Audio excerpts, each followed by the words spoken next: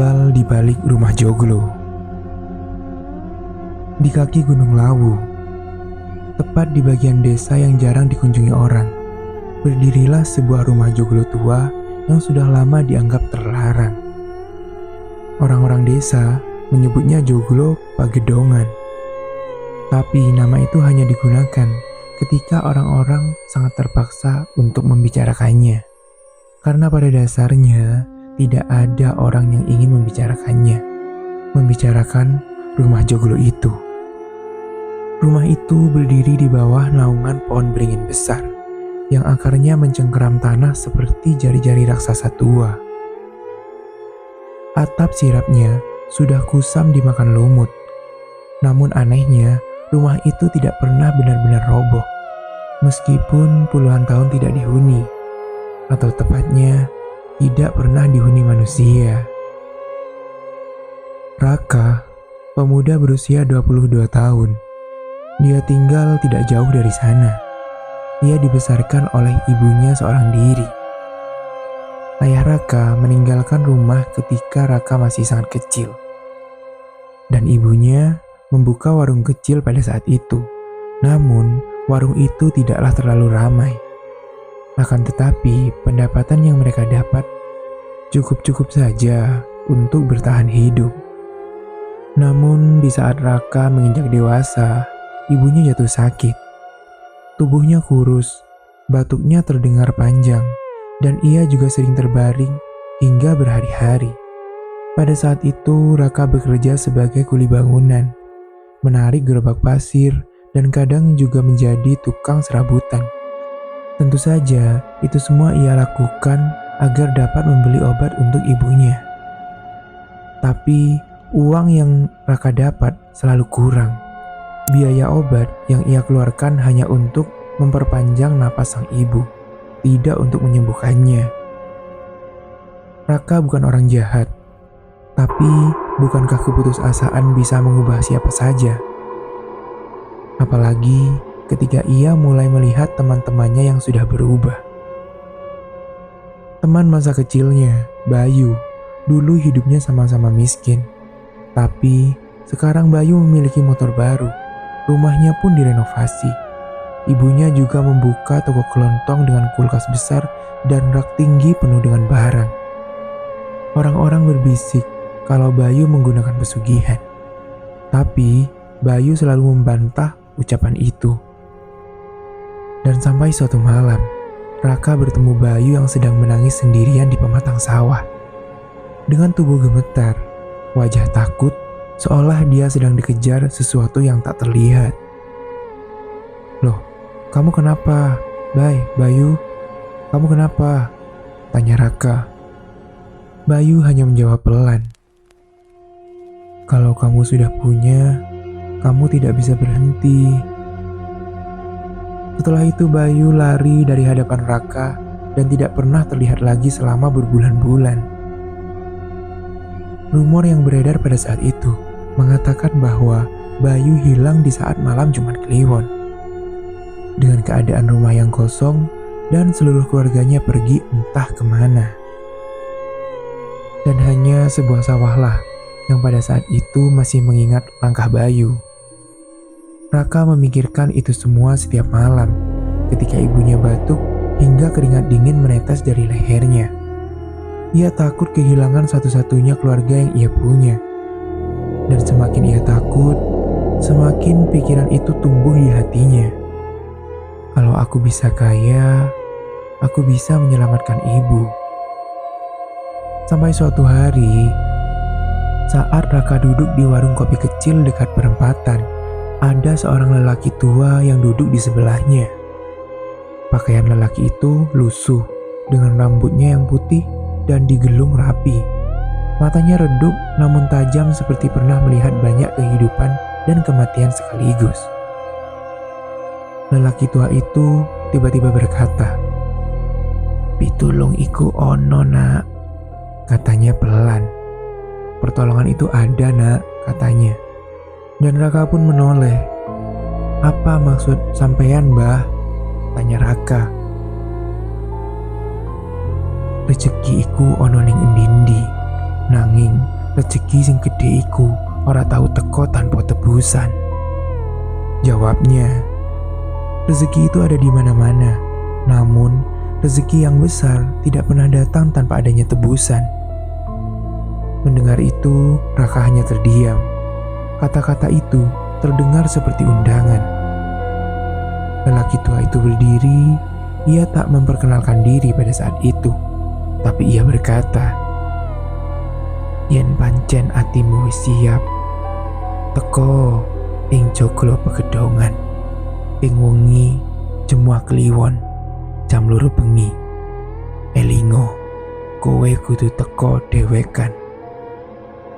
Jika hatimu benar-benar telah siap, datanglah ke joglo pekedongan malam Jumat Kliwon, pukul 2 dini hari. Ingat, kamu harus datang sendirian.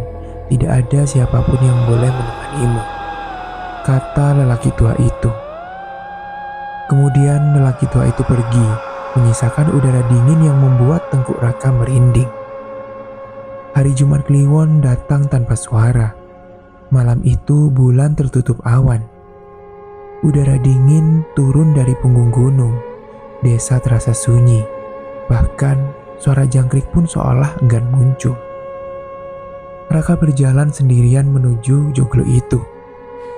Di depan rumah, beringin tua menjuntai seperti payung raksasa yang menelan cahaya. Raka berdiri di depan pintu kayu besar yang penuh dengan ukiran wayang, dengan wajah raksasa, si kera naga, dan sosok perempuan berambut panjang, yang mata dan mulutnya diukir terlalu banyak. Raka mengangkat tangannya, dan lalu ia mengetuk pintu itu 3 kali. Akan tetapi tidak ada jawaban. Tapi tiba-tiba pintunya terbuka sendiri, pelan-pelan. Di dalam gelap muncul aroma bunga kantil yang sangat wangi. Dan akhirnya Raka pun masuk.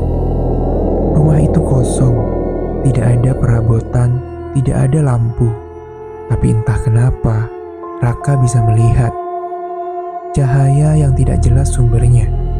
Tapi cukup untuk melihat dinding kayu dan lantai ubin merah yang sangat kusam. Di tengah ruangan, seorang perempuan tua duduk bersila.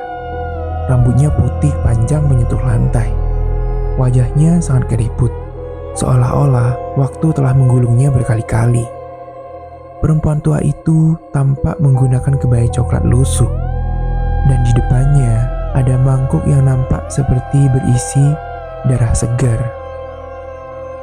"Selamat datang," katanya tanpa membuka mata. Raka tidak bisa berbicara, tenggorokannya tiba-tiba kering. "Aku tahu alasanmu datang." Perempuan itu membuka mata. Matanya tampak hitam seluruhnya. Tidak ada putihnya sama sekali. "Kamu ingin ibumu sembuh.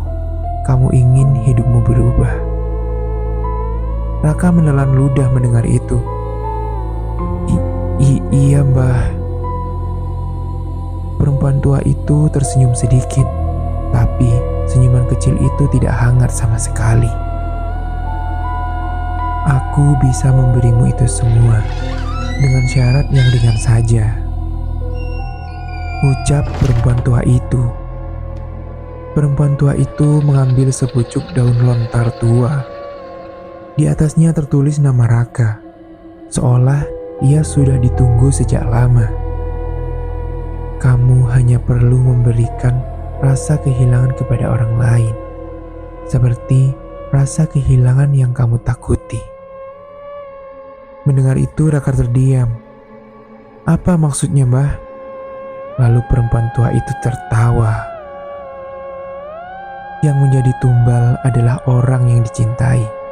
Tidak boleh orang asing, tidak boleh orang tanpa ikatan."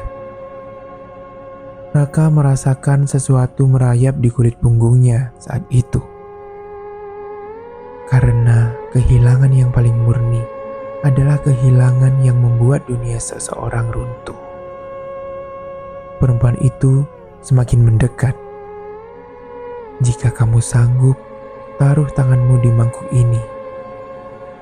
Pada saat itu, Raka melihat mangkuk itu berisi darah, dan di dalamnya terlihat bayangan ibunya yang sedang terbaring lemah. Pikirannya kosong. Dalam benaknya, ia hanya seorang anak yang ingin ibunya hidup. Tangannya bergerak, dan ketika jarinya menyentuh darah itu, keadaan di rumah itu bergetar. Terdengar suara gamelan halus, dan entah dari mana suara itu berasal. Dan Raka mendengar seolah-olah suara itu berasal dari dasar bumi. Pelan, tapi sungguh menakutkan. Mulai malam ini, kamu tidak lagi berjalan sendirian, ucap perempuan tua itu.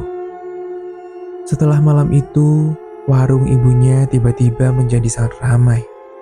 Seorang saudagar kaya memberikan tawaran pada Raka untuk bekerja dengan gaji besar. Dan pada saat itu, hidup mereka berubah dalam hitungan hari.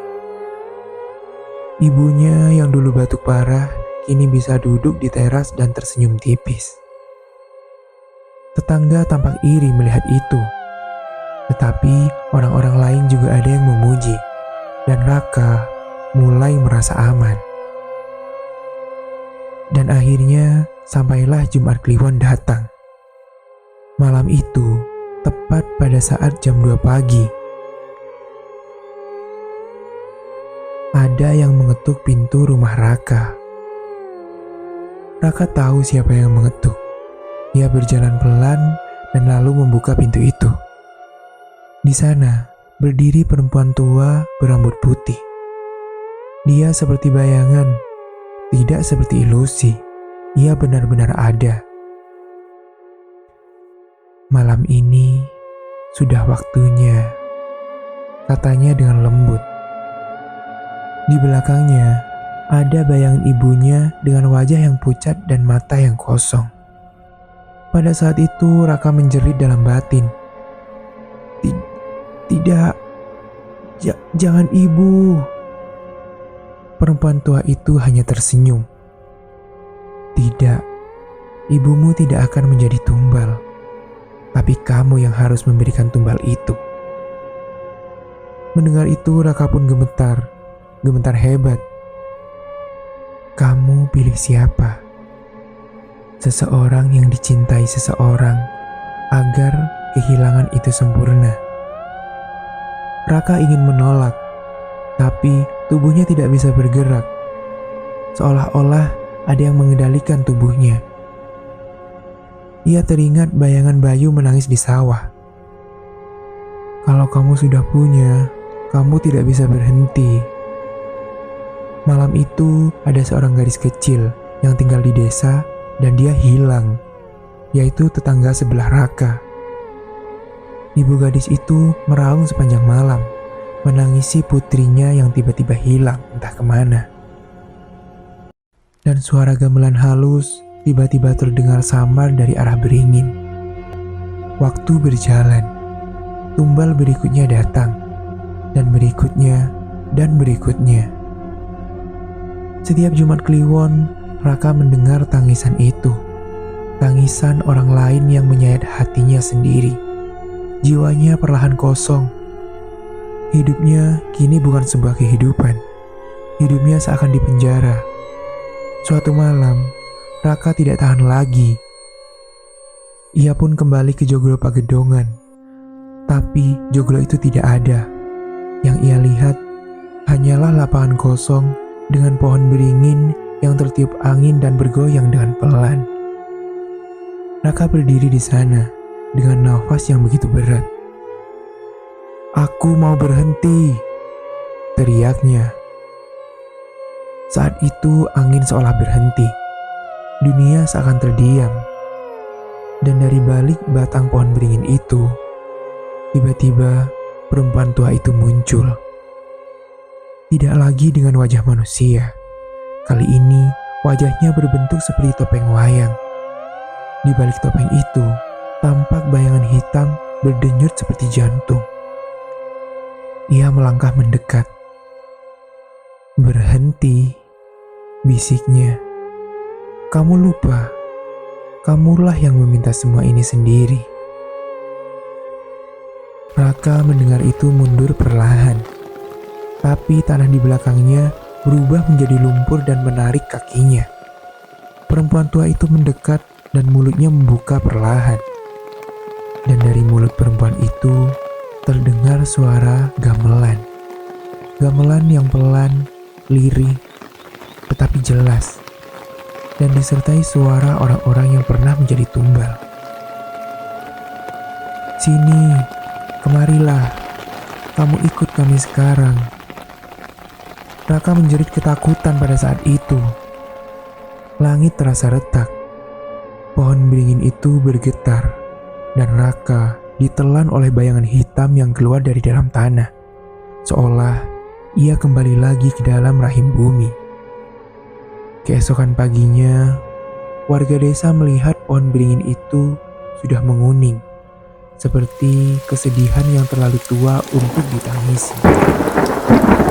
Raka tampak kosong. Ibunya duduk terdiam dan tersenyum kosong seperti tanpa jiwa. Seperti boneka yang lupa caranya menjadi manusia. Melihat itu orang-orang mulai berbisik. Raka sudah diambil.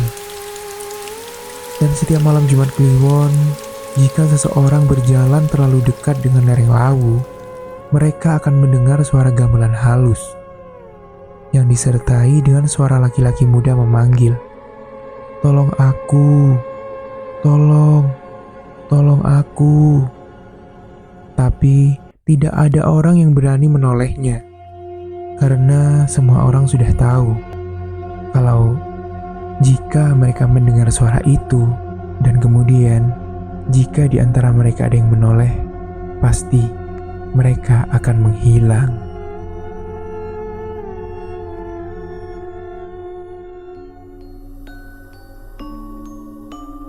Oke guys, jadi itu dia ceritanya. Thanks banget buat kalian yang udah dengerin cerita ini dari awal sampai akhir. Jangan lupa untuk like, komen, dan share ke teman kalian. Biar mereka sama-sama tahu kalau ada channel Creepy Story di sini. Dan yang paling penting, kalian jangan sampai lupa untuk klik tombol subscribe. Supaya channel ini semakin berkembang dan semakin semangat lagi untuk memberikan asupan-asupan creepy buat kalian semuanya. Oke deh, sekali lagi makasih banget buat kalian yang udah mampir. See you next story. Wassalamualaikum dan